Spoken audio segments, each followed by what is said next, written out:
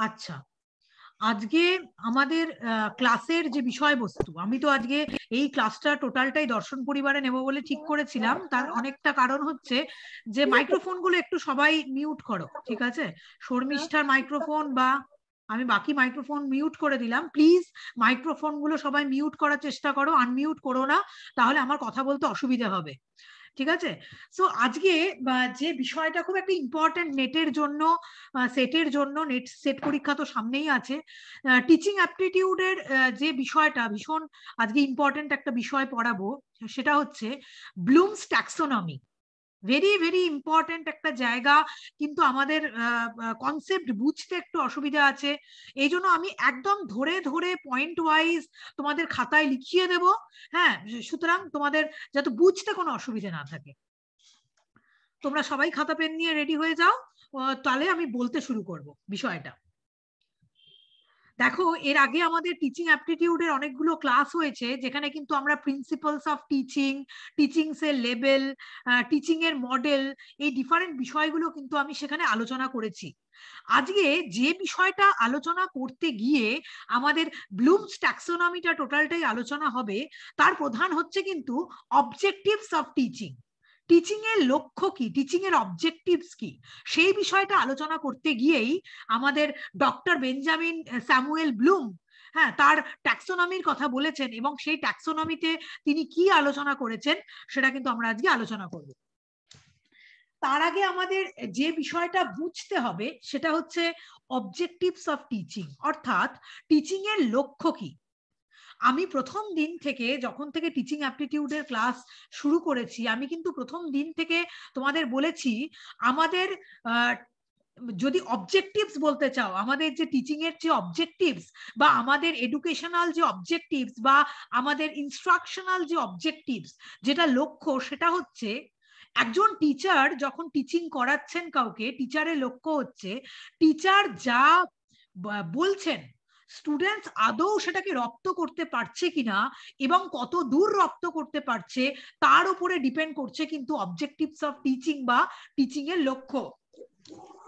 এইবার এই টিচিং এর লক্ষ্য সম্পর্কে doctor Benjamin Bloom, please microphone mute করো সবাই। টিচিং এর লক্ষ্য সম্পর্কে বা অবজেক্টিভস অফ টিচিং সম্পর্কে doctor Benjamin Bloom, doctor Benjamin Samuel Bloom, total নাম যদি জানতে চাও বা টোটাল নাম তোমাদের সবার জেনে রাখা দরকার, সেটা হচ্ছে ডক্টর বেঞ্জামিন স্যামুয়েল ব্লুম। তিনি একজন আমেরিকান এডুকেশনাল সাইকোলজিস্ট ছিলেন। ডক্টর বেঞ্জামিন স্যামুয়েল ব্লুম একজন আমেরিকান এডুকেশনাল সাইকোলজিস্ট ছিলেন। তিনি কিন্তু প্রথম, মানে আমাদের যে অবজেক্টিভস, আমাদের যে লক্ষ্য, আমাদের যে ইনস্ট্রাকশনাল অবজেক্টিভস, তার উপরে ভিত্তি করে তার একটা কনসেপ্ট সাধারণ মানুষের মধ্যে রাখলেন, যাকে কিন্তু আমরা জানি ব্লুমস ট্যাক্সোনমি বলে। তার বেসিক উদ্দেশ্যটাই ছিল হচ্ছে আমাদের ইনস্ট্রাকশনাল অবজেক্টিভস সম্পর্কে জানানো। What is called instructional objectives?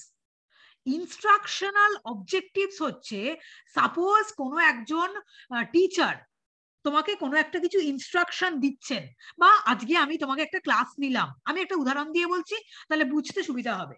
আমি তোমাদের একটা ইনস্ট্রাকশন দিচ্ছি, আমি তোমাদের একটা ক্লাস নিচ্ছি, আমি এই একটা ব্লুমস ট্যাক্সোনমির উপরে ক্লাস নিচ্ছি, আমি এই জিনিসটা তোমাকে বোঝাচ্ছি।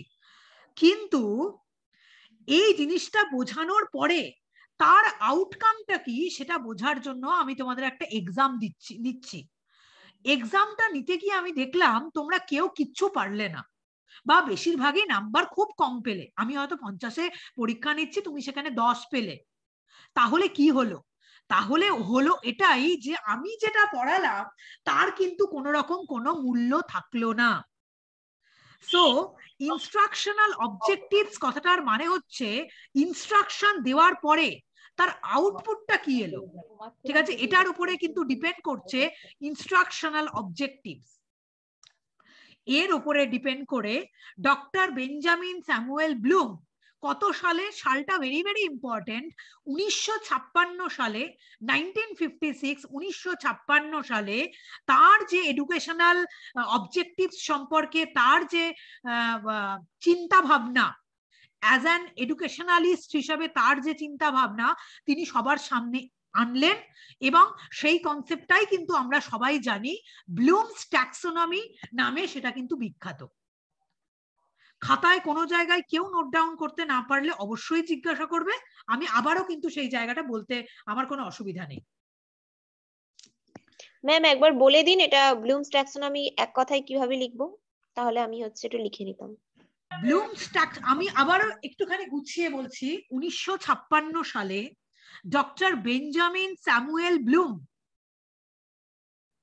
ইনস্ট্রাকশনাল অবজেক্টিভস সম্পর্কে তার যে চিন্তা ভাবনা, সেই চিন্তা ভাবনাটাকে অ্যাজ অ্যান এডুকেশনালিস্ট হিসাবে যে চিন্তা ভাবনাটা তিনি সামনে আনলেন,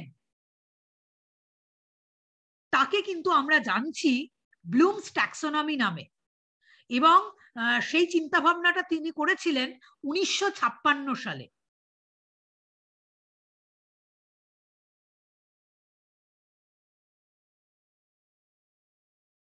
তার নাম আমরা দিই হচ্ছে ব্লুমস ট্যাক্সোনমি। এবার খুব একটা জায়গা হচ্ছে যে ট্যাক্সোনমি শব্দটার কি মানে, ঠিক আছে? ট্যাক্সোনমি শব্দটা কিন্তু আমাদের কাছে খুবই নতুন শব্দ, আমরা কিন্তু জানি না ট্যাক্সোনমি কথাটার কি মানে। ডক্টর বেঞ্জামিন স্যামুয়েল ব্লুম, এই নামটা তো তোমরা পরিচিত হয়ে গেলে, American educational psychologist doctor Benjamin Bloom, এবং তার ট্যাক্সোনমি, এই ট্যাক্সোনমি শব্দটা কিন্তু এসছে গ্রিক শব্দ থেকে। এই ট্যাক্সোনমি শব্দটা ডিরাইভড হয়েছে, the term derived from two Greek words, দুটো গ্রিক ওয়ার্ড থেকে এটা কিন্তু ডিরাইভ হয়েছে ট্যাক্সোনমি শব্দটা। এবার এই দুটো গ্রিক ওয়ার্ড কি একটু লিখে নাও।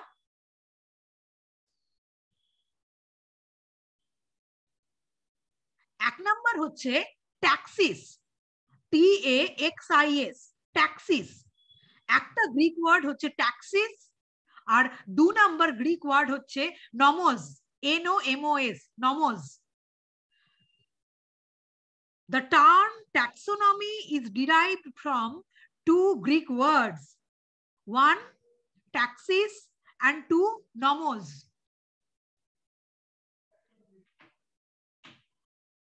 Taxis এর মিনিং হচ্ছে অর্ডার অ্যান্ড অ্যারেঞ্জমেন্টস, ট্যাক্সিস এর মিনিং অর্ডার অ্যান্ড অ্যারেঞ্জমেন্টস।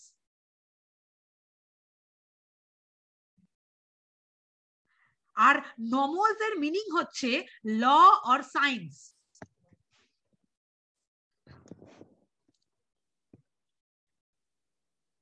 নমোস এর মিনিং হচ্ছে law or science. So taxonomy is a, তুমি বলতে পারো যে doctor Bloom's taxonomy is a taxonomy of educational objectives.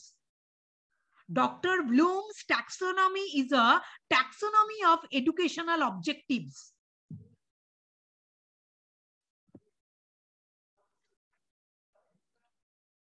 Dr. Bloom's taxonomy is a taxonomy of educational objectives.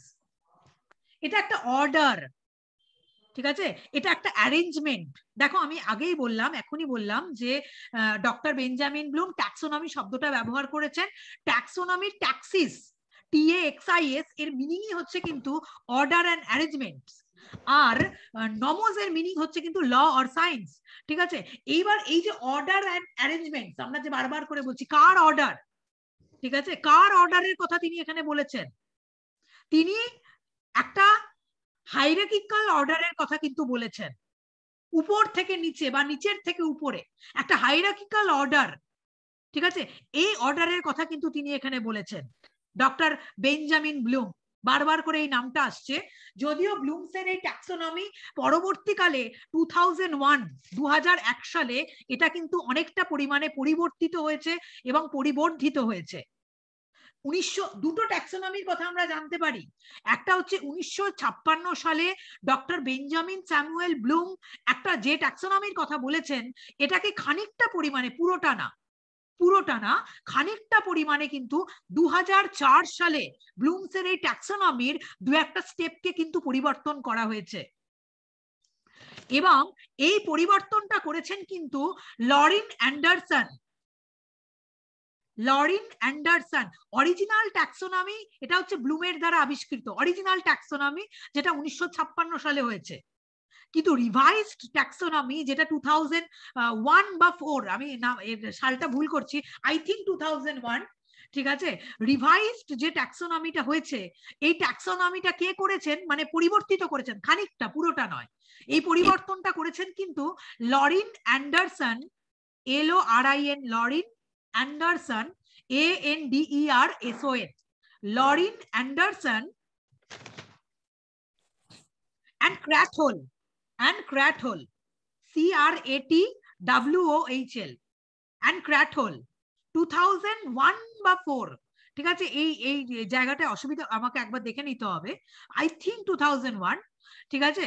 তো প্রথম taxonomy, তোমাকে যদি কখনো জিজ্ঞাসা করে যে প্রথম ট্যাক্সোনমি যেটা, সেটা কিন্তু 1956-এ ডক্টর বেঞ্জামিন স্যামুয়েল ব্লুমের দ্বারা আবিষ্কৃত। সেকেন্ডটা যেটা পরিবর্তিত করা হয়েছে সেটা 2001-এ অ্যান্ডারসন অ্যান্ড ক্র্যাথওহল, হ্যাঁ, এরা কিন্তু এই জায়গাটাকে কিন্তু সংশোধন করেছেন।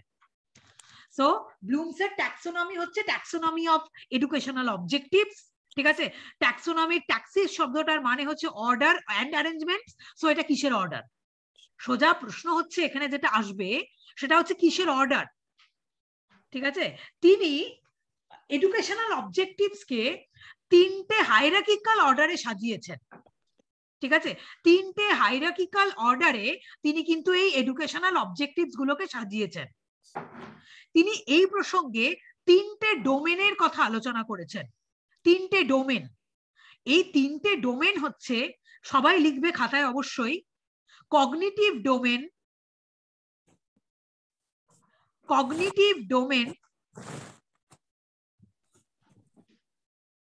Affective domain, not effective, affective domain, AFFECTIVE, affective domain. আর 3 number psychomotor domain or sensory domain বলতে পারো। Psychomotor domain, PSYCHO, psychomotor domain or sensory domain, psychomotor domain or sensory domain. তাহলে 3টে হায়ারার্কিক্যাল অর্ডারে তিনি সাজিয়েছেন, ঠিক আছে। সবার ফার্স্ট হচ্ছে cognitive domain, affective domain and psychomotor domain. 3টে ডোমেনের কথা তিনি আলোচনা করেছেন। খুব সহজ ভাষায় যদি এই 3টে ডোমেনকে আমি তোমাদের বোঝাতে যাই, কগনিটিভ ডোমেন মাথার সাথে যুক্ত, অর্থাৎ হেডের সাথে যুক্ত। অ্যাফেক্টিভ ডোমেন হার্টের সাথে যুক্ত, এন্ড সাইকোমোটর ডোমেন হ্যান্ডের সাথে যুক্ত। মানে 3H বলতে পারো এটাকে। আমি একটু মানে নিজের মতো করে তোমাদের বলছি যাতে তোমাদের বুঝতে সুবিধা হয়। কগনিটিভ ডোমেন হেডের সাথে যুক্ত, অ্যাফেক্টিভ ডোমেন হার্টের সাথে যুক্ত, আর সাইকোমোটর ডোমেন হ্যান্ডের সাথে যুক্ত। 3 কাইন্ডস অফ ডোমেন বা 3 হায়ারার্কিক্যাল ডোমেন, এই 3টের বিষয়ে তিনি আলোচনা করেছেন। আর সাইকোমোটর ডোমেনকে তুমি সেন্সরি ডোমেনও কিন্তু বলতে পারো। ডক্টর বেঞ্জামিন ব্লুম বলছেন, কোনো একটা বিষয়কে যদি কাউকে শিখতে হয়, ঠিক আছে, যে কোনো বিষয় দৈনন্দিন জীবনের, মানে তার সম্পর্কে তোমাকে যদি শিক্ষা লাভ করতে হয় প্রকৃত, 3টে জিনিসের মাধ্যম দিয়ে তাকে তোমাকে শিখতে হবে। একটা হচ্ছে হেড, একটা হচ্ছে হার্ট, এবং আর একটা হচ্ছে হ্যান্ড। এই 3টে জিনিসের মাধ্যমে কোনো একজন স্টুডেন্ট যদি কোনো একটা শিক্ষা লাভ করে, সেই শিক্ষাটাকে কিন্তু সে এই জীবনে কেন কোনো জীবনেই ভোলে না। কোনো বিষয়কে মাথার দ্বারা ভালো করে আন্ডারস্ট্যান্ড করে, মাথার দ্বারা বা মস্তিষ্কের দ্বারা, কগনিটিভ কথাটা বুঝতেই পারছো, আমি আসছি কগনিটিভ ডোমেনে, আমি বলবো, ঠিক আছে। Cognitive domain, affective domain and psychomotor domain, cognitive domain যেটা, সেটা কিন্তু মাথার সাথে যুক্ত। কোনো একটা বিষয়কে শিখতে গেলে তাকে কিন্তু প্রথমে মাথা দিয়ে ভালো করে আন্ডারস্ট্যান্ড করতে হবে। দেন সেকেন্ড কিন্তু এটাই, সেটাকে হার্টের দ্বারা বা মনের দ্বারা ভালো করে তাকে কিন্তু উপলব্ধি করতে হবে। এবং শুধুমাত্র কোনো একটা বিষয় তুমি মনের দ্বারা উপলব্ধি করলে বা মাথার দ্বারা ভালো করে বুঝলেই কিন্তু হবে না, সেই বিষয়টাকে কিন্তু অ্যাপ্লাই করতে হবে তোমার সেন্সারি অর্গানের দ্বারা। হ্যান্ড, ঠিক আছে, হ্যান্ড কেন বললাম? হেড, হার্ট আর হ্যান্ড, হ্যান্ডের মাধ্যমে কি করব আমি? এই যে তুমি জ্ঞানটা লাভ করেছো, যেটা হেডের দ্বারা এবং হার্টের দ্বারা তুমি যে জ্ঞানটা লাভ করেছো, সেই জ্ঞানটা কিন্তু তুমি তোমার কার্যক্ষেত্রে প্রয়োগ করবে। এই তিনটে যদি কোনো একটা শিক্ষার ক্ষেত্রে তোমার একে অপরের সাথে ওতপ্রোতভাবে জড়িত থাকে, তবেই কিন্তু সেই বিষয় সম্পর্কে তুমি যথার্থ জ্ঞান লাভ করতে পারবে, নচেত নয়। সুতরাং জ্ঞান লাভ করতে হলে হেড যেমন জরুরি, হেড কথাটার মানে আমি যদি খুব স্পেসিফিক্যালি বলি যে হেড কথাটার মানে আমি যে কগনিটিভ ডোমেনের কথা বলছি, what is called cognitive domain, যেটাকে আমি বলছি মাথার সাথে যুক্ত। Cognitive domain is a mental skill, thinking skill, memory related. Memory, আমাদের মধ্যে তো মাথায় মেমোরি থাকে, memory related. This is called cognitive domain. Head, মাথা দিয়ে আমরা কিন্তু আমাদের মেন্টাল স্কিল যেটা, ঠিক আছে। এবার অ্যাফেক্টিভ ডোমেন কাকে বলে? Affective domain, feeling. ম্যাডাম আরেকবার বলুন কগনিটিভ ডোমেনটা, লিখছি। Cognitive domain is associated with head. মানে আমি খুব সহজ ভাষায় তোমাদের বোঝাচ্ছি, কারণ একদম বইয়ের ভাষায় বোঝাতে গেলে কিন্তু তুমি বুঝতেই পারবে না উনি কি বলেছেন। So cognitive domain is associated with head, মাথা। এর মানে কি? Cognitive domain associated with mental skill, thinking, memory related বলতে পারো, মেমোরি রিলেটেড, স্মৃতি। স্মৃতিতে কোনো একটা বিষয়কে আনা, মাথা, যেখানে তোমার মাথার কাজ থাকবে। Affective domain is associated with heart. Affective domain is associated with heart. Our feelings, our emotions. তোমরা জানোই যে আমাদের যে ফিলিং, আমাদের যে ইমোশন, এটা কিন্তু আমাদের হার্টের সাথে যুক্ত, আমাদের কিন্তু হেডের সাথে যুক্ত নয়। So affective domain is associated with feelings and emotions বলতে পারো। আর 3 নাম্বার পয়েন্ট যেটা, সেটা হচ্ছে সাইকোমোটর ডোমেন অর সেন্সারি ডোমেনও বলতে পারো। It is associated with hand. Sensory domain or psychomotor domain is associated with hand. যেমন আওয়ার ফিজিক্যাল অ্যাক্টিভিটি, কোন একটা অ্যাকশন, কোন একটা কিছুকে করা। দেখো, কোনো একটা শিক্ষা, আমি খুব প্র্যাকটিক্যাল উদাহরণ দিয়ে ক্লাসে বলতে ভালোবাসি, কোনো একটা শিক্ষাকে তুমি যদি এই 3টে জিনিসের মাধ্যম দিয়ে রপ্ত করো, সেই শিক্ষাকে কিন্তু তুমি কোনোদিনই ভুলবে না। যখন তোমরা নেটের ক্লাস করো, সবাই তো নেটের জন্য ট্রেনিং নিচ্ছ, আমি একটা কথা বলি, 3টে জিনিস দিয়ে কিন্তু ডক্টর বেঞ্জামিন ব্লুম কিন্তু খুব সুন্দরভাবে জিনিসটাকে কিন্তু বুঝিয়েছেন এবং বলেছেন যে বিষয়কেই তুমি রপ্ত করতে যাও না কেন, 3টে জিনিস দিয়ে তোমাকে রপ্ত করতে হবে। একটা হচ্ছে হেড, হেডের এখানে একটা মুখ্য ভূমিকা থাকবে, কারণ আন্ডারস্ট্যান্ডিং এটা তো হেড দিয়ে হয়, মাথা দিয়ে হয়। কোন একটা বিষয়কে বোঝা, বোধগম্য করা। শুধু বিষয়কে মাথা দিয়ে বোধগম্য করলে হবে না, মন থেকে তোমার যদি সেই বিষয়ের প্রতি ফিলিংস, তোমার সেই বিষয়ের প্রতি ভালোবাসা না থাকে, কোন একটা সাবজেক্টই ধরে নাও না কেন, কোন একটা সাবজেক্টের প্রতি যদি তোমার ভালোবাসা না থাকে, তুমি সেই সাবজেক্টটাকে যতই ভালো করে বোঝো না কেন, ওই সাবজেক্টটা কিন্তু তোমার কোনোদিন ভালো লাগতে পারে না, এবং ওই সাবজেক্টটায় তুমি কিন্তু কোনোদিন ভালো নাম্বার তুলতে পারবে না। তার বড় কারণ হচ্ছে তোমার সেই সাবজেক্টটার প্রতি ভালোবাসা নেই। এইবার কোনো একটা বিষয়ের প্রতি শুধু ভালোবাসা থাকলে হবে না, আর কোনো একটা বিষয়কে শুধু মাথা দিয়ে বুঝলেও হবে না, কার্যক্ষেত্রে সেটাকে প্রয়োগ করতে হবে। যতক্ষণ না তুমি কার্যক্ষেত্রে সেটাকে প্রয়োগ করে তুমি জীবনে সফল না হচ্ছ, ততদিন কিন্তু ওই শিক্ষাটার কোনো মূল্য থাকে না। ওই যে আমি বলি না, আগের দিন ক্লাস করতে গিয়ে বলছিলাম যে linking with life, associated with life. কোন একটা শিক্ষা যদি তোমার জীবনের সাথে জড়িত না হয়, তাহলে সেই শিক্ষার কিন্তু কোনো মূল্য থাকে না, ঠিক আছে?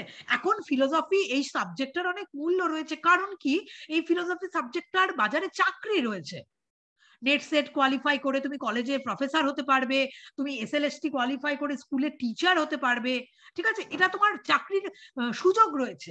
কিন্তু এমন অনেক সাবজেক্ট আছে, প্রচুর স্টুডেন্ট পড়াশোনা করেছে কিন্তু কার্যক্ষেত্রে সেটাকে কাজে লাগাতে পারেনি, কারণ এই সাবজেক্টটার সুযোগ অনেক কম চাকরি পাওয়ার।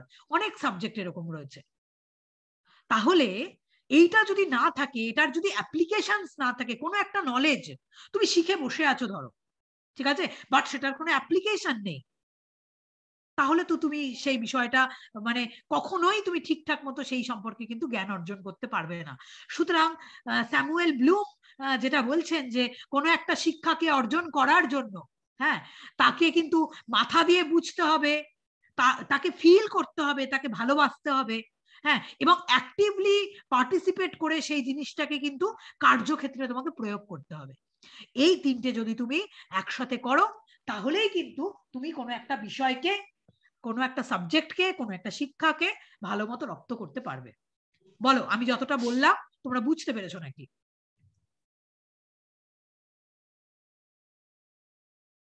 কারোর জায়গায় যদি মনে হয় যে আমি বুঝতে পারলাম না ম্যাম আপনি কি বললেন, আমি কিন্তু রিপিট করতে আমার কোনো প্রবলেম নেই।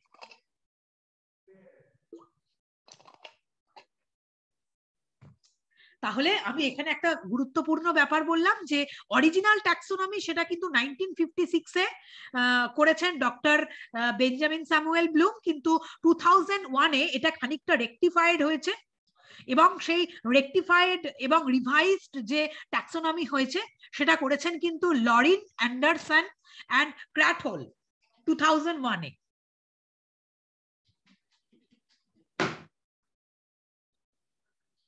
এইবার আমরা কিন্তু, হ্যাঁ বলো।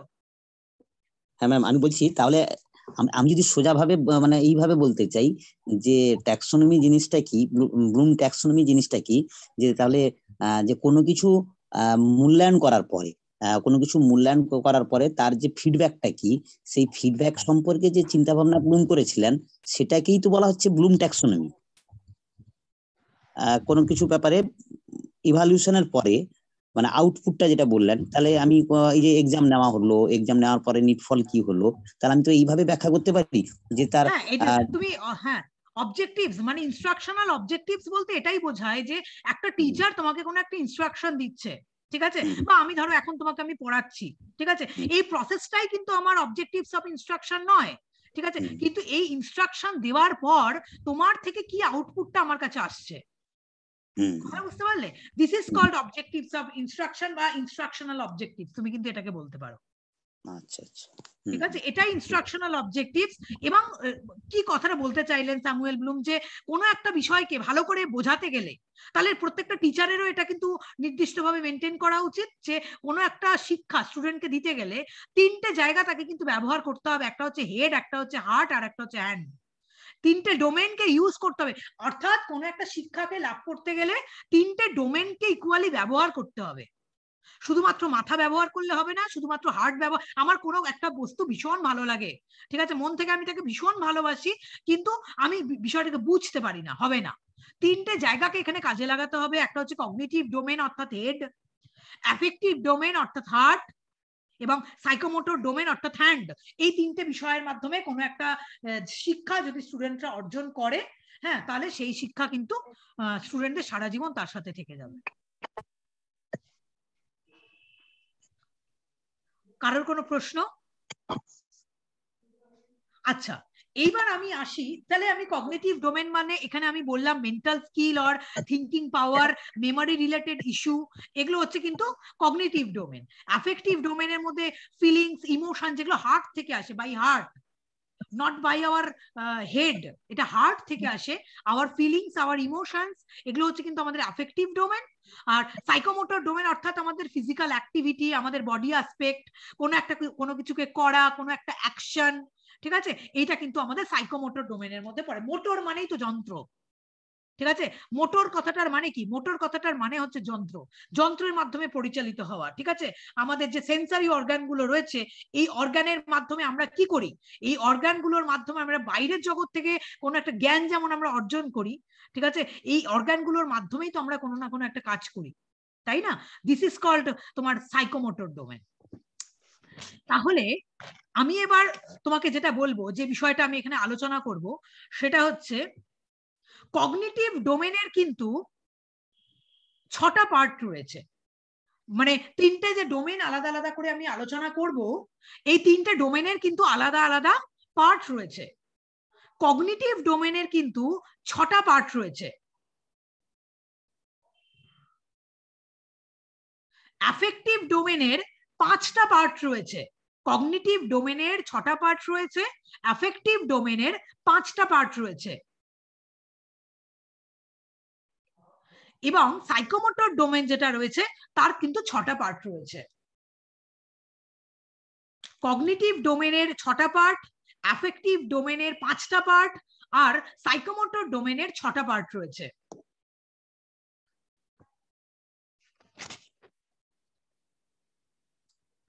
ছটা পার্ট বলবে বা লেভেল বলতে পারো, 6 লেভেলস বলতে পারো। 6টা লেভেল রয়েছে কগনিটিভ ডোমেনের।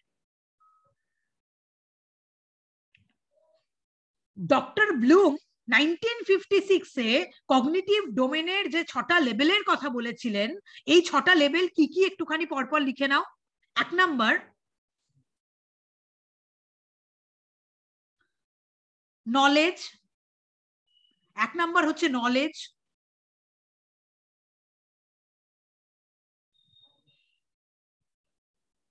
1 নাম্বার হচ্ছে নলেজ। 2 নাম্বার হচ্ছে comprehension. 2 number comprehension.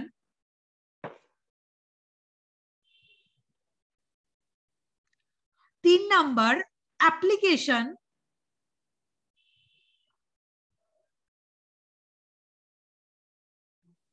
4 number analysis. 4 number analysis.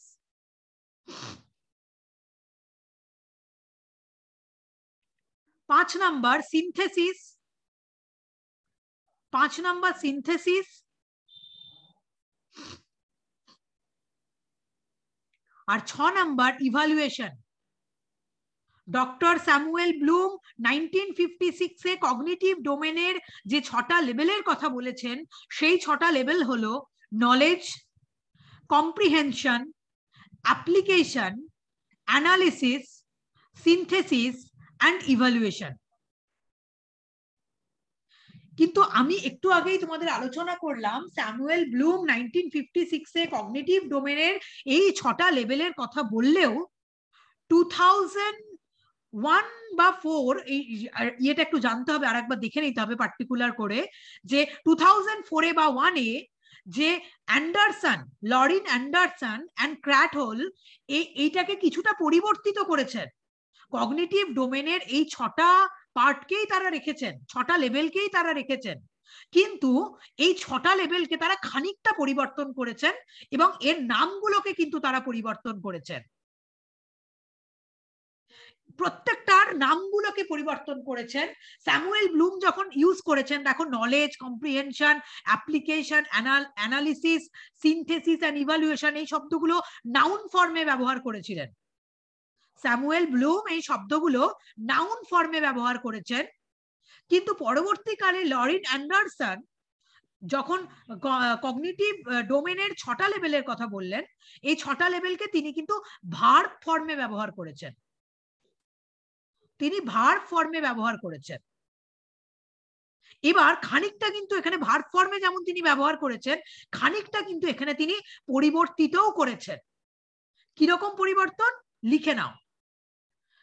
1 number যেটাকে নলেজ, যেটাকে স্যামুয়েল ব্লুম বলেছিলেন নলেজ, সেটাকে লরিন অ্যান্ডারসন 2001 এ বলছেন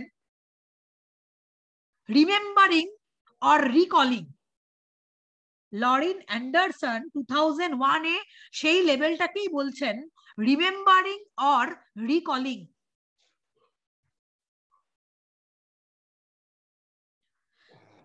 যেটা স্যামুয়েল ব্লুমের কাছে নলেজ ছিল সেটা পরবর্তীকালে 2001-এ হয়ে গেল রিমেম্বারিং অর রিকলিং।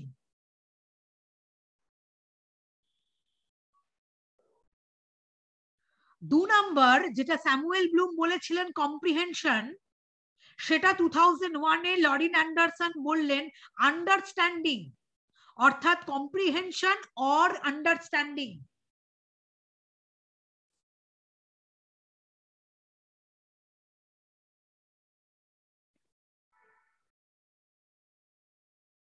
তিন নাম্বার যেটা ছিল অ্যাপ্লিকেশন, ম্যাম কম্প্রিহেনশন কে কি বলেছেন? আন্ডারস্ট্যান্ডিং। কম্প্রিহেনশন কে তিনি বলছেন আন্ডারস্ট্যান্ডিং।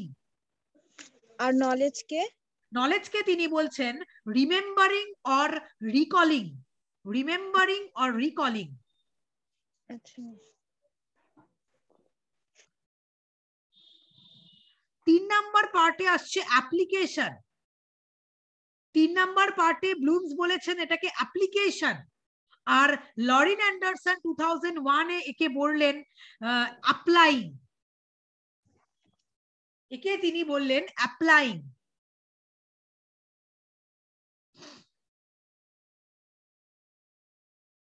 4 নম্বরে ব্লুম বলেছিলেন অ্যানালিসিস।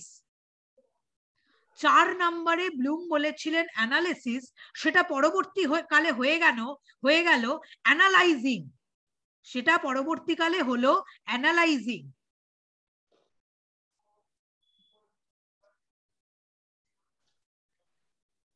মানে এসআইএনজি হবে তো না ম্যাম? হ্যাঁ এসআইএনজি হবে। ইয়েস, এসআইএনজি হবে।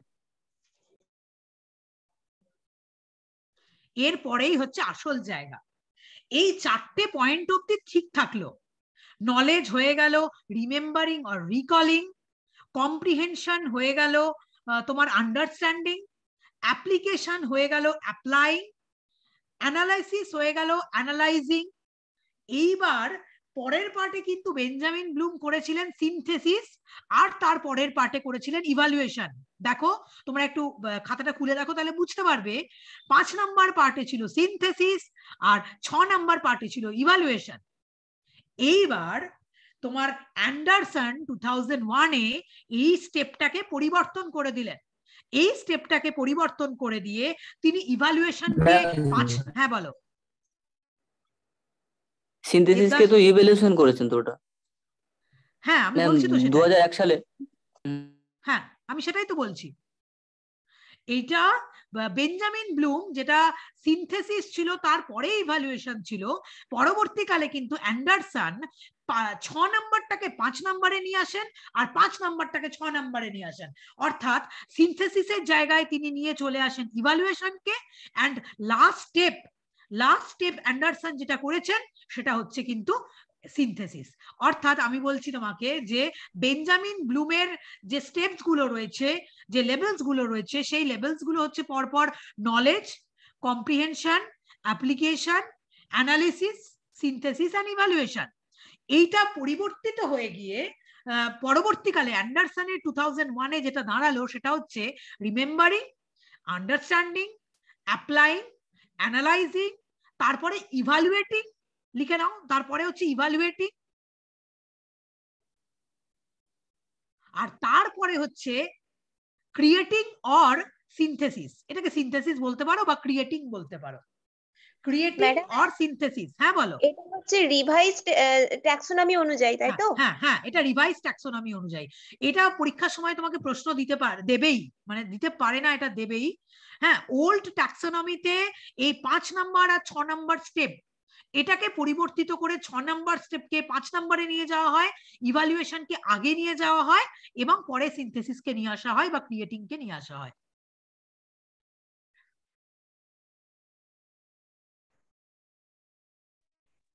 মানে সিনথেসিসের জায়গায় নিয়ে এসেছিলেন ইভালুয়েশনকে, আর ইভালুয়েশনের জায়গায় নিয়ে এসেছিলেন সিনথেসিসকে, তাই তো? ইয়েস। এখনকার দিনে সিনথেসিস আসল। কোনো একটা কিছুকে ভেতর থেকে বোধগম্য করে তোমার মতো করে সেটাকে রপ্ত করার ক্ষমতা এবং কিছু করার ক্ষমতা, ঠিক আছে, এটা সিনথেসিসটা এখনকার দিনে আসল। এইটা বেঞ্জামিন ব্লুম এটা 5 নাম্বার স্টেপে ছিল, আর 6 নাম্বার স্টেপে ইভালুয়েশন ছিল, ঠিক আছে। কিন্তু তোমার হচ্ছে অ্যান্ডারসন যেটা করেছেন সেটা হচ্ছে লাস্টে হচ্ছে তোমার সিনথেসিস। এবং বেঞ্জামিন ব্লুমের এই যে লেভেলস গুলো ছিল সবগুলোই নাউন ফর্মে ছিল, এবং পরবর্তীকালে অ্যান্ডারসন যখন করেছেন এই অ্যান্ডারসন কিন্তু এই স্টেপস গুলোকে সব ভার্ব ফর্মে রেখেছেন। দেখো সবগুলোতে আইএনজি যুক্ত করা আছে। আইএনজি শুধুমাত্র ভার্ব ফর্মের সাথেই যুক্ত করা যায়, অন্য কিছুর সাথে যুক্ত করা যায় না। Remembering, understanding, applying, analysing, evaluating and creating.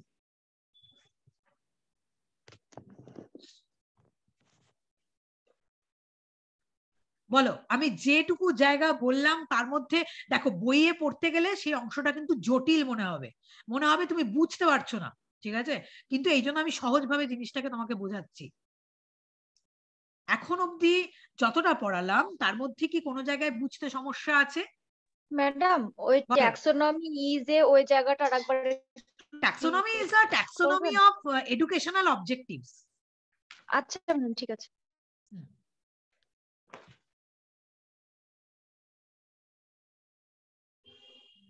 বলো, কারোর এইটুকু জায়গার মধ্যে থেকে কারোর যদি কোনো প্রশ্ন থেকে থাকে অবশ্যই কিন্তু বলবে।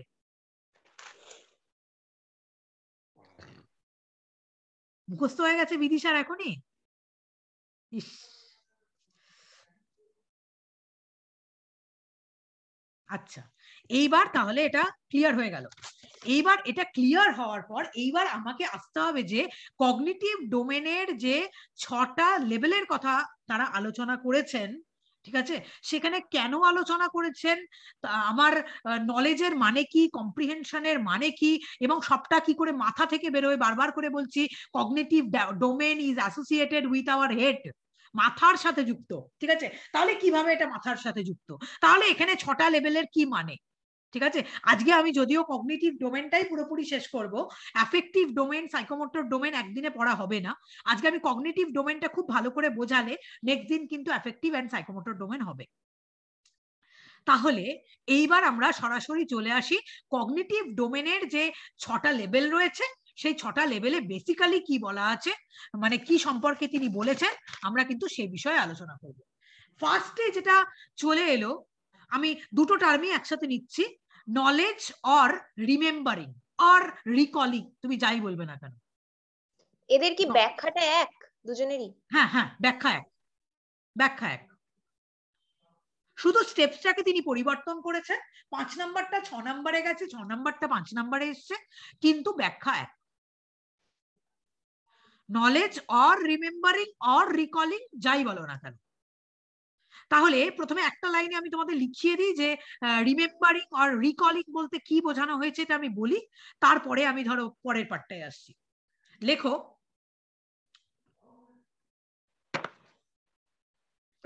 নলেজ ইজ দ্য এবিলিটি, একটা লাইনে লেখাবো আর সেটাকে আমি বুঝিয়ে দেব। Knowledge is the ability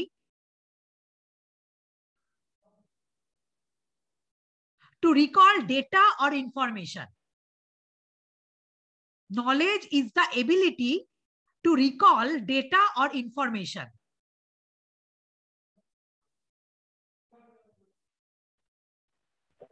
ma'am আরেকবার বলুন। হ্যাঁ বলছি, নলেজ, ফার্স্ট পয়েন্ট বলছি, কগনিটিভ ডোমেনের ফার্স্ট পয়েন্ট বলছি, নলেজ ইজ দ্য এবিলিটি,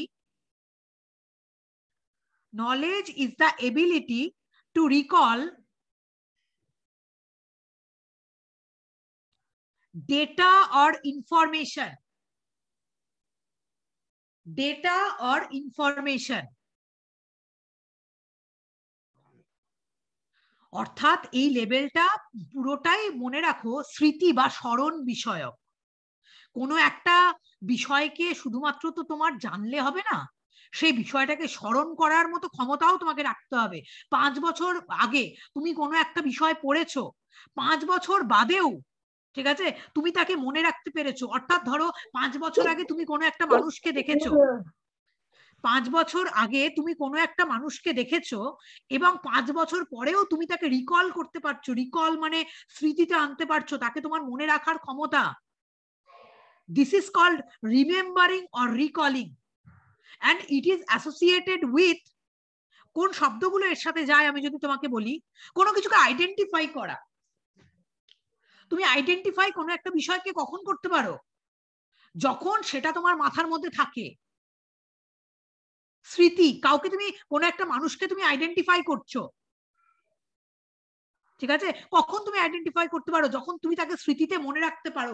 সুতরাং ফার্স্ট লেভেলটা পুরোটাই আমাদের মেমোরাইজ করার ক্ষমতা, ঠিক আছে, আমাদের কোনো কিছুকে আইডেন্টিফাই করার ক্ষমতা, এগুলো সব কিন্তু অ্যাসোসিয়েটেড উইথ তোমার রিমেম্বারিং অর রিকলিং, অর্থাৎ একে বাংলায় বলতে পারো এক লাইনে স্মরণ করার ক্ষমতা, স্মরণ করে রাখা, স্মৃতিতে ধরে রাখা। This is remembering or recalling.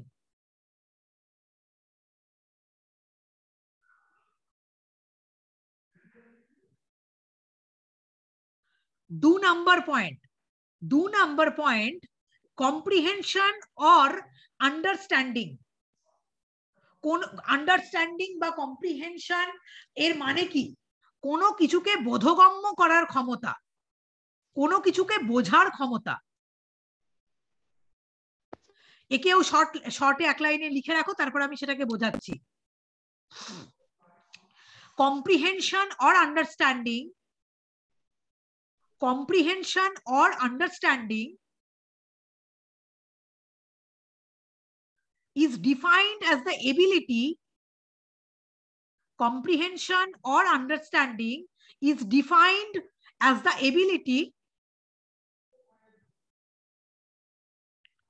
to grasp the meaning of the material, to grasp the meaning of the material। Ma'am আরেকবার বলবেন? হ্যাঁ বলছি। comprehension or understanding is defined as the ability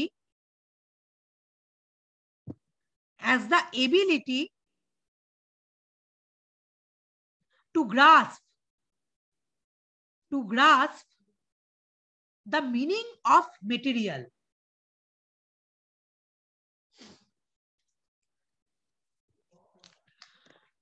অর্থাৎ কোনো একটা বিষয়কে শুধুমাত্র স্মৃতিতে ধরে রাখলে হবে না, সেই বিষয়টাকে আন্ডারস্ট্যান্ড করতে হবে, ভালো করে বুঝতে হবে, মিনিং আন্ডারস্ট্যান্ড করতে হবে কোনো একটা বিষয়ের।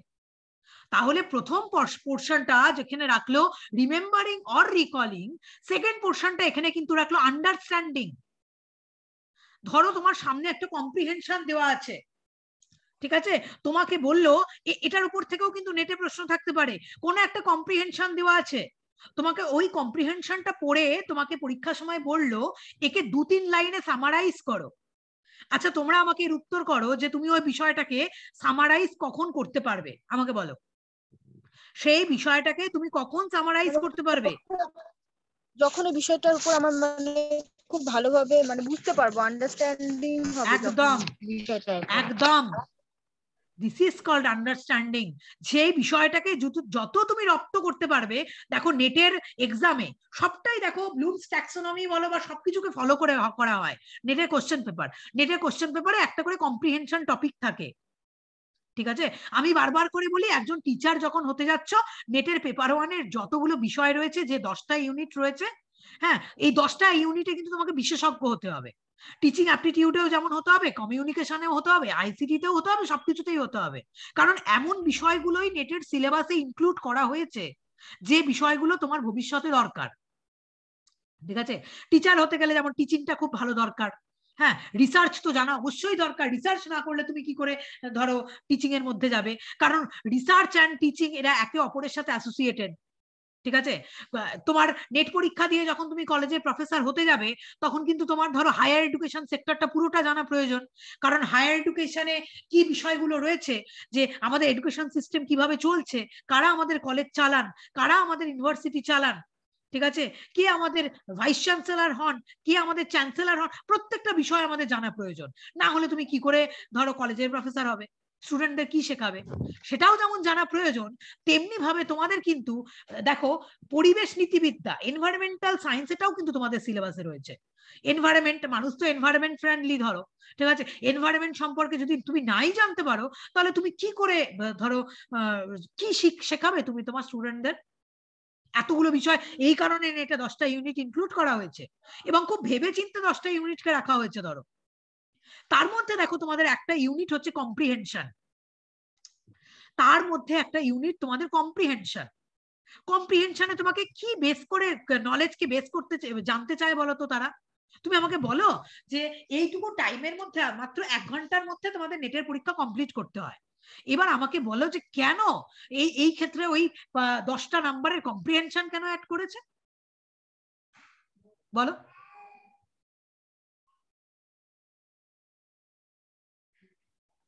কত তাড়াতাড়ি। হ্যাঁ বলো বলো বলো। ওইটুকু টাইমটার উপর আমরা কতটা ওই কম্প্রিহেনশনটাকে বুঝতে পেরেছি, তাই না? বুঝে তার মানে তার অ্যানসার গুলো করতে পারছি। একদম তাই। কত তাড়াতাড়ি একবার বা দুবার পড়ার মাধ্যম দিয়ে তোমার লেভেলটাকে তারা চেক করছে। ধরো তোমার লেভেলটাকে তারা চেক করছে, তোমার আন্ডারস্ট্যান্ডিং লেভেল কতটা দূর সক্রিয়। যে একবার দুবার পড়ে তুমি 5টা প্রশ্নের উত্তর করতে পারছো, 5টা প্রশ্নের উত্তর তো তুমি তখন করতে পারবে যখন তোমার আন্ডারস্ট্যান্ডিং লেভেলটা সেই জায়গায় প্রপার থাকবে, তুমি সেই বিষয়টাকে বুঝতে পারবে। তাকেই তো কম্প্রিহেনশন বলে। কম্প্রিহেনশন প্যাসেজ কি এমনি এমনি তুলে দেয় নাকি? দেখো প্রত্যেকটার পেছনে একটা করে সায়েন্টিফিক রিজন আছে কেন নেটের সিলেবাসে এই বিষয়গুলোকে ইনক্লুড করা হয়েছে। এইটা হচ্ছে আন্ডারস্ট্যান্ডিং লেভেল। যত তুমি কোনো একটা বিষয়ের মিনিংটাকে আন্ডারস্ট্যান্ড যত তাড়াতাড়ি করতে পারবে, সেই বিষয়টাকে তুমি তত তাড়াতাড়ি সামারাইজ করতে পারবে, তুমি তত তাড়াতাড়ি সেই বিষয়টাকে নিজের মতো করে ইন্টারপ্রেট করতে পারবে, তত তাড়াতাড়ি। আমাদের টিচিং এর মধ্যে কিন্তু আরেকটা বিষয় রয়েছে, প্যারাফ্রেজিং, একটা শব্দ রয়েছে প্যারাফ্রেজিং বা প্যারাফ্রেজ করা। ঠিক আছে, কাকে বলে প্যারাফ্রেজ করা? আমি বলবো না তোমরা বলবে, বলো কাকে বলে প্যারাফ্রেজিং, কাকে বলে প্যারাফ্রেজ করা? ম্যাম ফ্রেজ মানে তো হচ্ছে কি বলে এমন একটা শব্দ, মানে কম শব্দের মধ্যে, মানে যেটাকে আমরা মানে মানে কম শব্দের মধ্যে বেশি যেটাকে বুঝিয়ে মানে বোঝানো হয় আর কি। মানে যেমন আমরা কিছু কিছু ফ্রেজ ইউজ করি, মানে কম শব্দ কিন্তু তার মানে ভিতরের অর্থটা অনেক বড় থাকে, এরকম। আচ্ছা, আমি একটা ক্লাসরুম সিচুয়েশন দিয়ে তোমাকে এই প্যারাফ্রেজিংটা বুঝিয়ে দিচ্ছি। খুব ইম্পর্টেন্ট টার্ম এখন একটা প্যারাফ্রেজ। ঠিক আছে, কাকে বলে? সাপোজ 45 মিনিটসের আমি একটা ক্লাস নিচ্ছি এখন তোমাদের, তোমাকে টোটাল ব্লুমসের ট্যাক্সোনমির আমি কগনিটিভ ডোমেনটা বুঝিয়ে দিলাম। বুঝিয়ে দেওয়ার পর আমি গুঞ্জাকে জিজ্ঞাসা করলাম, পুরো পড়ানো হয়ে গেল, পুরো ক্লাস আমার শেষ, আমার পড়ানো হয়ে গেল। এইবার আমি গুঞ্জাকে বললাম, গুঞ্জা তো আমি পুরোটা যে পড়ালাম, হ্যাঁ তুমি একে প্যারাফ্রেজিং করো।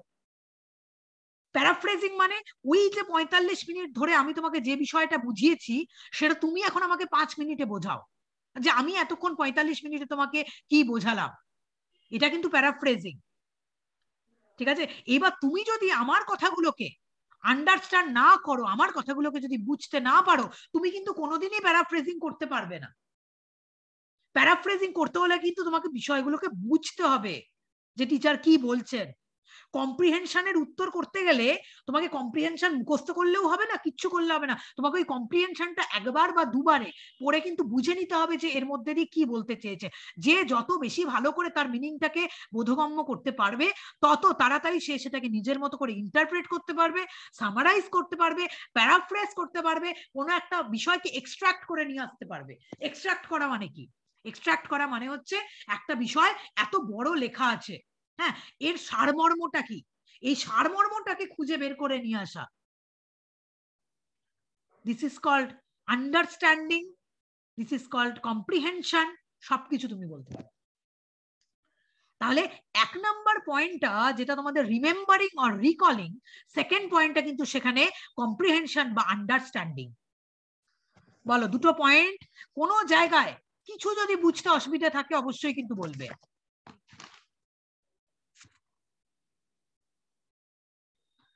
সবটা কিন্তু মাথার কাজ, কোনো কিছু স্মরণে রাখা এটা কিন্তু মনের কাজ না, এটা মাথার কাজ। আর কোনো বিষয়কে বোধগম্য করা, কোনো কিছুকে আন্ডারস্ট্যান্ড করা, এটাও কিন্তু তোমার মাথার কাজ, এটা কিন্তু তোমার মনের কোনো ফিলিংস নয় বা ভালোবাসা নয়। So cognitive domain is associated with head. 3 number point, application or applying, বা বাংলায় একে তুমি বলতে পারো অনুপ্রয়োগ। অ্যাপ্লিকেশন অর অ্যাপ্লাইং, বাংলায় তুমি তাকে বলতে পারো অনুপ্রয়োগ।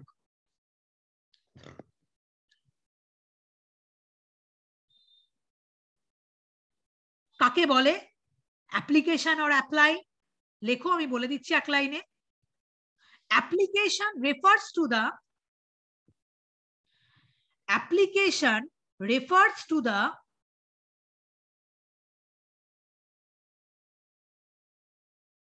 application refers to the ability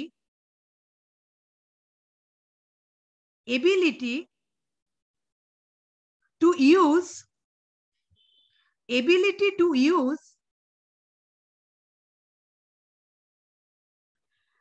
learned material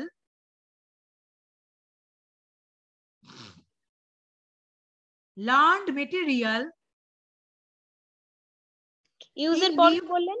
আমি আবার বলছি, application refers to the ability to use learned material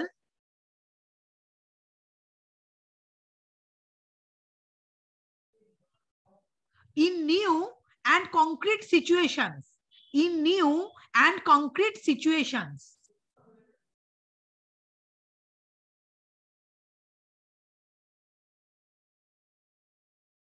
আর একটা লাইনের সাথে লেখো, it converts abstract knowledge into practice.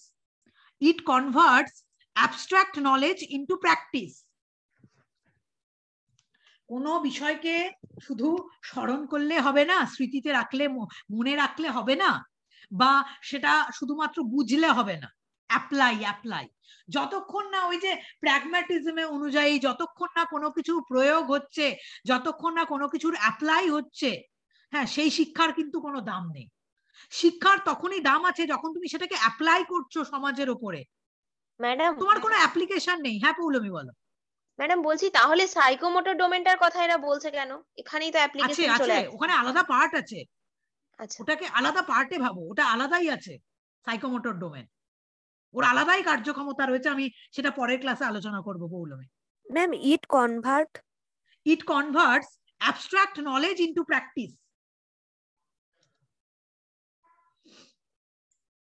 নলেজকে শুধুমাত্র মাথার মধ্যে সীমাবদ্ধ রাখলে হবে না, এটাকে সলভ করতে হবে।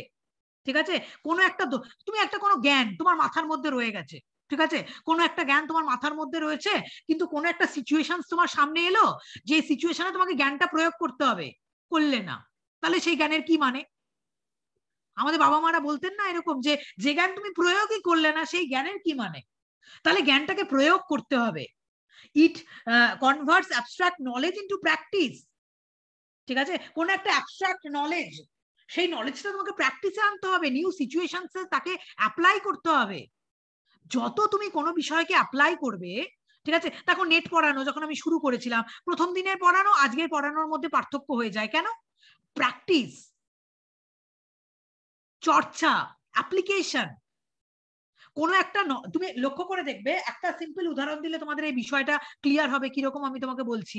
যে কোনো একটা নলেজ তুমি নিজে নিজে মনের মধ্যে তুমি ভেবে নিয়েছো, তুমি বুঝে গেছো। তোমাকে যদি আমি এখন বলি যে তুমি আমাকে বলো তো তুমি কি বুঝেছো, তুমি আমাকে সুন্দরভাবে সারসংক্ষেপ করে তুমি সেটা বলতে পারো, তাহলে আমি বুঝবো যে তুমি বুঝেছো। আর তুমি যদি আমাকে এরকম উত্তর করো, যেটা অনেকেই এরকম উত্তর করে, ম্যাম আমি বুঝেছি কিন্তু আমি আপনাকে বলতে পারবো না, বলে না, এরকম উত্তর করে তো সবাই? পেয়েছো তো এরকম উত্তর, যে ম্যাম আমি বুঝেছি কিন্তু আমি আপনাকে ঠিক বলতে পারবো না, মুখে প্রকাশ করতে পারবো। মুখে যখন তুমি প্রকাশই না করতে পারছো, তুমি তাহলে ওটাকে অ্যাপ্লাই না করতে পারছো, তুমি তাহলে কিছু শিখতেই পারো। সো শুধু রিমেম্বারিং করলেই হবে না বা আন্ডারস্ট্যান্ডিং করলেই হবে না, বিষয়টার অ্যাপ্লিকেশন এইটা কিন্তু ভীষণ দরকার। ম্যাম যেরকম এক্সাম, হ্যাঁ বলতে পারো, জীবনের পরীক্ষাও বলতে পারো। কোনো একটা জ্ঞান তোমার মধ্যে রয়ে গেছে, সিচুয়েশন তোমার সামনে এলো, যে তুমি ওই জ্ঞানটাকে প্রুফ করো, প্রমাণ করো, অ্যাপ্লাই করো। ঠিক আছে, তুমি যদি অ্যাপ্লাই করে দিতে পারো তাহলে দিস ইজ কল্ড অ্যাপ্লাই, যে তুমি কার্যক্ষেত্রে সেটাকে মানে করেছো, কোনো কিছুকে সলভ করা। ঠিক আছে, মানে application refers to the ability to use learn material, যে মেটেরিয়াল গুলো তুমি অলরেডি লার্ন করেছো তাকে সিচুয়েশনস এর উপরে অ্যাপ্লাই করো, অ্যাপ্লাই করতে বলছে লার্ন মেটেরিয়াল গুলোকে। This is called application or applying, যাকে তুমি বলতে পারো অনুপ্রয়োগ, প্রয়োগ করা কোনো কিছুকে। বা ম্যাম আমি এটাও বলতে পারি যে আমরা তো হ্যাঁ। পড়াশোনা করছি এথিক্যাল দিকটা, আমাদের নীতি আদর্শ বোধ একজন হ্যাঁ। মানুষ হবে, তাহলে তো বাস্তবে তার অ্যাটিটিউড, তার প্রকাশটা করতে গেলে তো এটা তো অ্যাপ্লাই করতে হবে আমি একদম এথিক্যাল দিকটা। একদম একদম তাই। আমি মুখে বড় বড় কথা বলছি যে আমি ভীষণ ভালো মানুষ, ঠিক আছে, কিন্তু তুমি আমার চোখে মুখেই দেখতে বুঝতে পারবে বা তার কথা শুনেই বুঝতে পারবে তার কার্যক্ষেত্রে কোনো প্রয়োগ নেই। ঠিক আছে, সে মুখে বলে যাচ্ছে সে ভালো মানুষ, কার্যক্ষেত্রে তার প্রয়োগ নেই, তাহলে তাহলে ওই ভালো মানুষ হওয়ার কোনো মূল্য নেই, প্রয়োগ যদি তার না থাকে। This is application or applying. সব জায়গাতে তুমি এটা মানে কি বলতো, এগুলো শুধুমাত্র টিচিং এর ছোট ছোট জায়গা তা কিন্তু নয়, ঠিক আছে, এগুলো সমস্ত কিন্তু জীবনের সাথে রিলেটেড। যে তুমি কোনো কিছুকে লার্ন করছো, তুমি শিখছো, বাবা মায়ের কাছে শিখেছো, টিচারের কাছে শিখেছো, সাপোজ তুমি অনেক পড়াশোনা করেছো, তোমার লাস্টের দিন ফাইনাল পরীক্ষা হচ্ছে, ফাইনাল পরীক্ষার দিন তুমি কিছু লিখে আসতে পারলে না, অ্যাপ্লাই করতে পারলে না তুমি তোমার নলেজটাকে, নলেজ যদি তুমি অ্যাপ্লাই না করতে পারো, ঠিক আছে, তাহলে সেই নলেজের তো কোনো মানে থাকলো না। ধরো কেউ তো তোমার সেই নলেজটাকে বুঝতে পারবে না, নলেজের তো কোনো মানে থাকবে না। এটা হচ্ছে অ্যাপ্লিকেশন অর অ্যাপ্লাই। তারপরের পার্ট হচ্ছে analysis or analysing. Analysis or analysing অর্থাৎ কোনো কিছুকে বিশ্লেষণ করা, এর বাংলা মানে হচ্ছে বিশ্লেষণ করা, analysis or analysing.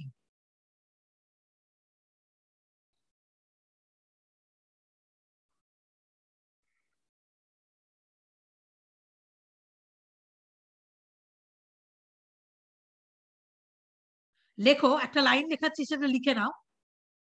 It involves breaking down a communication. It involves breaking down a communication. ভালো করে করো কিন্তু, নেক্সট দিন আমি পরীক্ষা নেব সবার ব্লুমস ট্যাক্সোনমির উপরে। It involves breaking down a communication into its constituent parts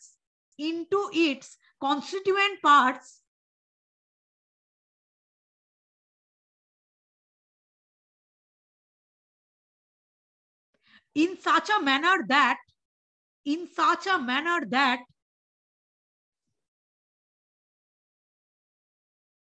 the relationship between ideas is understood better. The relationship between ideas is understood better. Ma'am আরেকবার বলুন। আবার বলছি, it involves breaking down a communication into its constituent parts in such a manner that the relationship between ideas is understood better. দেখো, আমি যে কোনো পড়াই ধরো জীবনের সাথে রিলেট করে পড়াতে ভীষণ ভালোবাসি, কারণ স্টুডেন্টরা এটাতে ধরো খুব ভালো করে নিজেরা বুঝতে পারে। সাপোজ ধরো জীবনে খুব একটা সমস্যার মধ্যে পড়েছো, ঠিক আছে, আমরা বারবার করে কি বলি যে প্রবলেমটাকে বারবার করে না খুঁচিয়ে তার সমাধান সূত্রটাকে বার করা। কিন্তু কোনো একটা প্রবলেমের যদি সমাধান বার করতে হয় তাহলে উপায়টা কি? তোমরা আমাকে বলো যে কোনো একটা প্রবলেমকে যদি সমাধান করতে হয় সেই প্রবলেমটাকে কি করতে হবে, কি করলে তার সমাধানটা পাওয়া যাবে, বলো। বারংবার প্রবলেমটাকে অ্যানালাইজ করতে হবে। বারংবার প্রবলেমটাকে অ্যানালাইজ করতে হবে, প্রবলেমটাকে ডিফারেন্ট, সবচেয়ে বড় কথা ছোট ছোট ডিফারেন্ট পার্টে ওটাকে ভাগ করে দিতে হবে প্রবলেমটাকে, ঠিক আছে। এবার পার্ট গুলো তোমাকে অ্যানালাইজ করতে হবে যে কোন জায়গায় মেইনলি সমস্যাটা রয়েছে।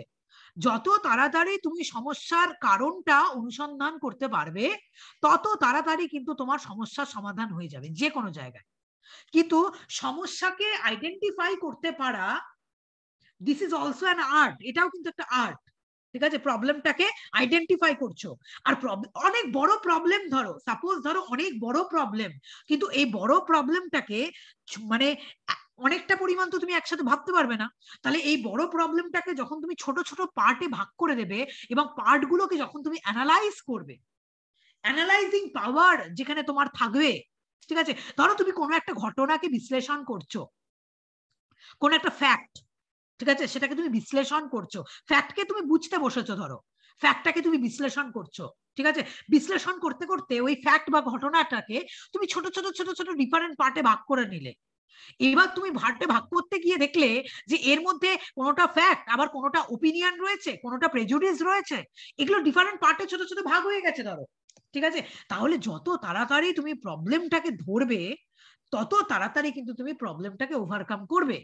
তো প্রবলেমটাকে ওভারকাম করার একটা বড় উপায় হচ্ছে, বা কোনো একটা মানে লার্ন মেটেরিয়াল, কোনো একটা সমস্যা তোমাকে তুলে দিয়েছে, তার সমাধান করার উপায় হচ্ছে সেটাকে কিন্তু তুমি ডিফারেন্ট কনস্টিটিউয়েন্ট পার্টে সেটাকে ভাগ করে দেওয়া এবং পার্টগুলোকে ডিফারেন্টলি অ্যানালাইজ করা। যত সুন্দরভাবে তুমি সেটাকে বিশ্লেষণ করতে পারবে তত তাড়াতাড়ি কিন্তু তুমি সংশ্লেষণের মাধ্যমে বা সিনথেসিসের মাধ্যমে সেই জায়গা থেকে তুমি বেরিয়ে আসতে পারবে। আমরা আগের দিন টিচিং অ্যাপটিটিউডে পড়ছিলাম না যে অ্যানালিসিস টু সিনথেসিস, বিশ্লেষণ, যত তাড়াতাড়ি তুমি বিশ্লেষণ করবে তত তাড়াতাড়ি তুমি সংশ্লেষণ করে তার মধ্যে থেকে তার সারমর্মটাকে বের করে আনতে পারবে। This is called analysis. কোনো একটা ঘটনাকে কোনো একটা ঘটনার সাথে সাপোজ ধরো কোরিলেট করছো, রিলেশন তৈরি করছো, ঠিক আছে, কখন তুমি করবে? যখন ডিফারেন্ট ঘটনাগুলোকে তুমি ধরো মানে রিলেট করতে পারবে, কখন? যখন তুমি সেই ঘটনাগুলোকে পর্যবেক্ষণ করবে, সেই ঘটনাগুলোকে ব্যাখ্যা করবে, সেটাকে অ্যানালাইজ করবে। যত সুন্দর তোমার অ্যানালাইজ হবে তত সুন্দর তোমার সিনথেসিস হবে। সিনথেসিস কিন্তু অ্যানালাইজিং এর উপরে কিন্তু মানে নির্ভরশীল বলতে পারো, dependent.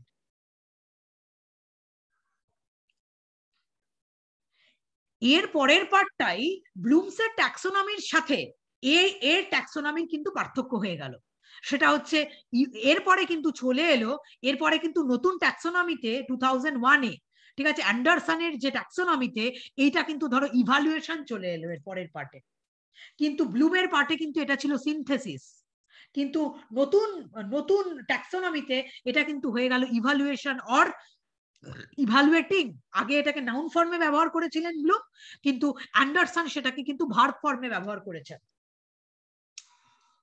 What is called evaluation? The evaluation level.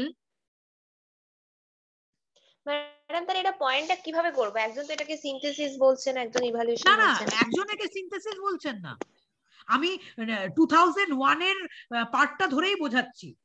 Synthesis কি সিনথেসিস দুজনেই বলেছেন, ইভালুয়েশন কে ইভালুয়েশন দুজনেই বলেছেন, শুধু স্টেপটা চেঞ্জ হয়ে গেছে।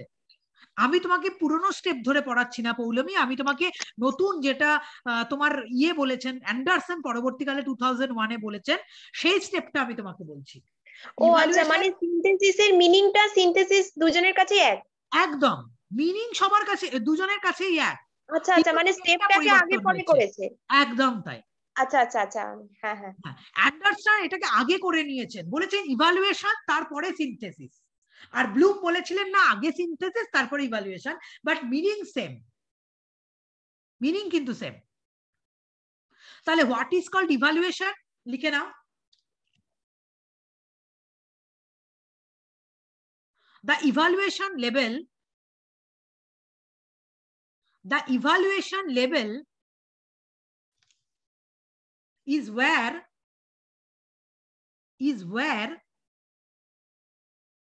students make judgments about the value of ideas,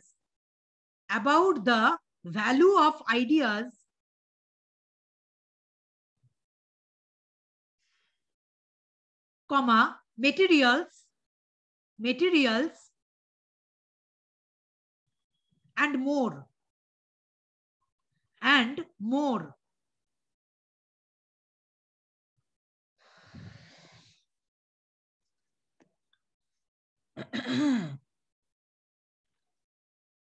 এর মানেটা কি?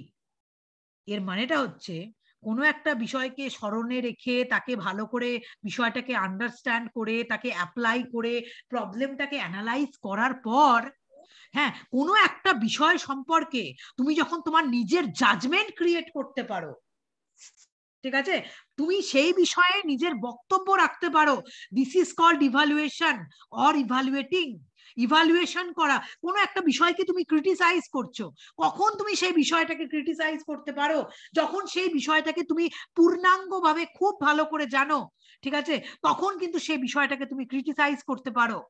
দিস ইজ কল্ড ইভালুয়েশন, মূল্যায়ন করা। কোনো একটা বই তোমাকে বললো ওই বইটা ভালো করে পড়ে, যেটা আমাদের রিসার্চ মেথোডোলজিতে কি রয়েছে জানো, টার্মটা মনে পড়ছে না, একটু বলো। Literature review. লিটারেচার রিভিউ কাকে বলে?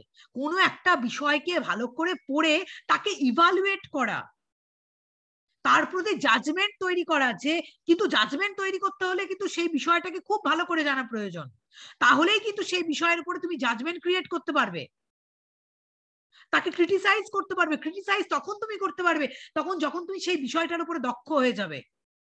দিস ইজ কল্ড ইভালুয়েশন, বা তাকে কিন্তু বলা হয় মূল্যায়ন। হ্যাঁ বলো। বলছি ব্লুমস বলছেন যে সিনথেসিস, আর যেটা রিভাইজড ওটা বলছেন ইভালুয়েটিং। তাহলে প্রথমে পয়েন্টটা কি করব, মানে আমি এই জায়গাটা বুঝতে পারছি না। তাহলে ওইটা অবলিক ওটা দিয়ে লিখবো, মানে সিনথেসিস অবলিক ইভালুয়েটিং তাই লিখবো? না না না না, আবার এই কথাটা বুঝতে তোমাদের অসুবিধা হচ্ছে। পৌলমী আছো? হ্যাঁ হ্যাঁ, বোঝাও ওকে, অর্পিতাকে। ইভালুয়েশন দুজনেই বলছে, শুধুমাত্র স্টেপটাকে আলাদা করে দিচ্ছে, বুঝতে পারছো? মানে ধরো হ্যাঁ, সেটা তো এর যেটা, আগেও ম্যাডাম বললেন তোকে। তাহলে 5 নম্বর আমি স্টেপে এক বলছি, জায়গায় লিখলাম না না সিনথেসিস, না, আর অমনি এক না জায়গায় অমনি না। লিখলাম। এই দেখো সিনথেসিস যেখানে লিখেছো ওল্ড ট্যাক্সোনমিতে হ্যাঁ সিনথেসিস, হ্যাঁ, আর যেখানে হচ্ছে রিভাইজড সিনথেসিস লিখেছো, এই দুটোর মিনিং এক, শুধুমাত্র এটাকে স্টেপটাকে আগে পরে করে দিচ্ছে।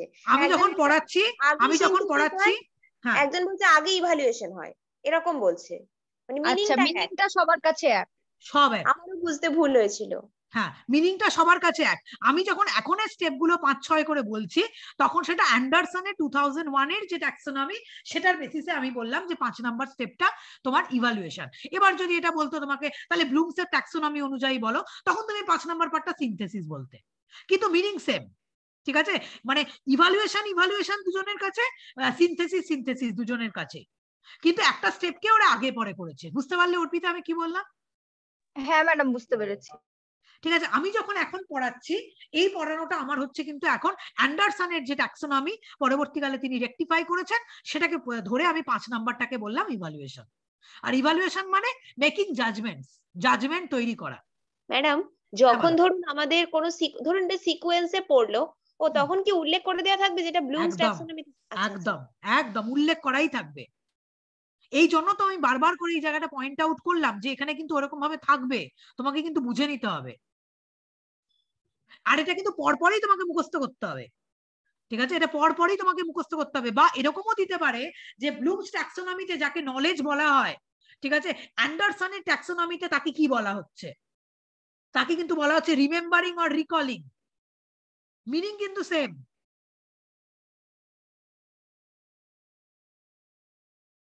তাহলে 5 নাম্বার পয়েন্টটা আমি যেখানে এটা বললাম, এটা হচ্ছে ইভালুয়েশন অর ইভালুয়েটিং।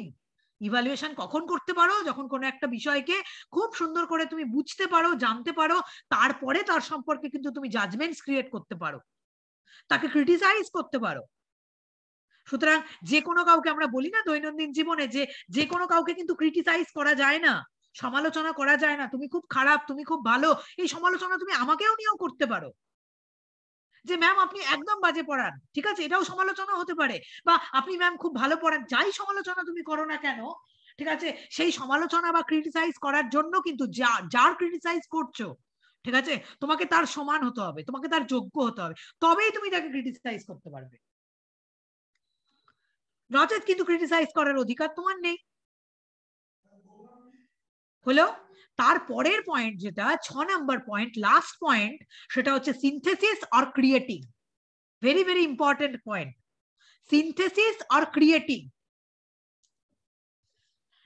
আমরা যখন লেভেলস অফ টিচিং এ লাস্ট লেভেলটা কি পড়েছিলাম? Memory level, understanding level and reflective level of teaching. ওই রিফ্লেক্টিভ লেভেলে যা যা পড়েছিলাম, দিস ইজ কল্ড সিনথেসিস। সংশ্লেষণ করা। যত সুন্দরভাবে তুমি বিশ্লেষণ করতে পারবে তত সুন্দরভাবে কিন্তু তুমি সংশ্লেষণ করতে পারবে। অর্থাৎ নিউ কনসেপ্ট ডেভেলপ করা, নিউ নলেজ ডেভেলপ করা।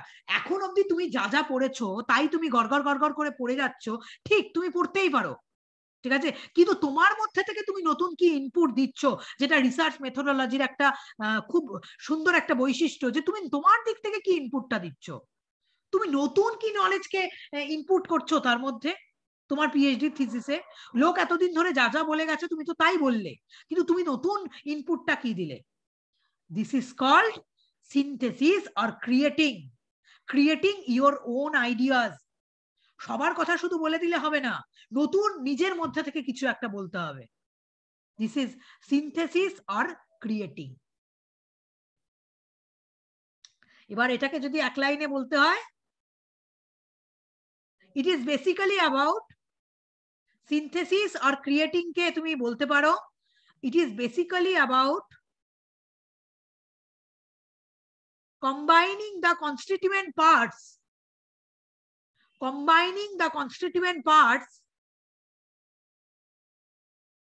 to make it a whole. খুব important, Gestalt psychology. It is basically about combining the constituent parts to make it a whole. অর্থাৎ বিশ্লেষণের সময় কোনো একটা প্রবলেমকে তুমি ছোট ছোট ছোট ছোট পার্টে ভেঙেছিলে। কেন ভেঙেছিলে? তার কারণটা হচ্ছে ওই প্রবলেমটাকে আইডেন্টিফাই করার জন্য। প্রবলেম আইডেন্টিফাই করা হয়ে গেছে, তুমি বিষয়টাকে বুঝে গেছো, এইবার তোমার সাম আপ করার পালা, তোমার জাজমেন্ট দেওয়ার পালা, তোমাকে ক্রিটিসাইজ করার পালা। শুধু ক্রিটিসাইজ বা জাজমেন্ট তার প্রতি করলে হবে না, তুমি তোমার মধ্যে থেকে কি নলেজটা তাকে দিতে পারছো, নতুন নলেজকে কনস্টিটিউট করা, কনস্টিটিউয়েন্ট পার্টস, নতুন নলেজকে মানে নতুন নলেজকে ইনপুট করা, এক্সিস্টিং স্টক অফ নলেজের মধ্যে নতুন নলেজকে ইনপুট করা। This is called synthesis or creating your own ideas, creating your new concept. হ্যাঁ বলো গুঞ্জা। পার্ট তারপরে কি বললেন? আমি বললাম it is basically about combining the constituent parts to make it a whole.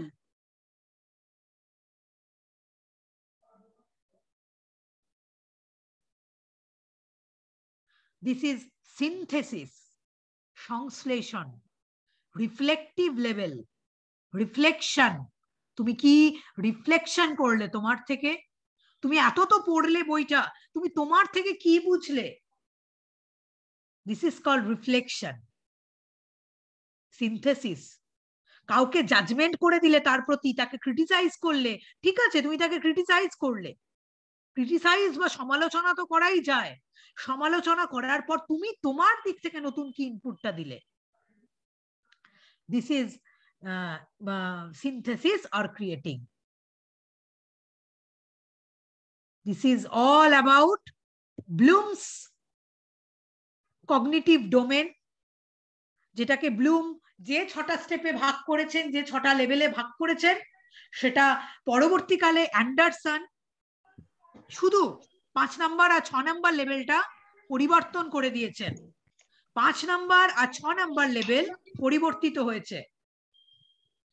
5 number লেভেলে ব্লুম যেখানে বলেছেন সিনথেসিস, 6 নাম্বার স্টেপে বলেছেন ইভালুয়েশন, সেখানে অ্যান্ডারসন 2001-এ 5 নাম্বার পার্টে রেখেছেন ইভালুয়েশন, আর 6 নাম্বার পার্টে তিনি রেখেছেন সিনথেসিস।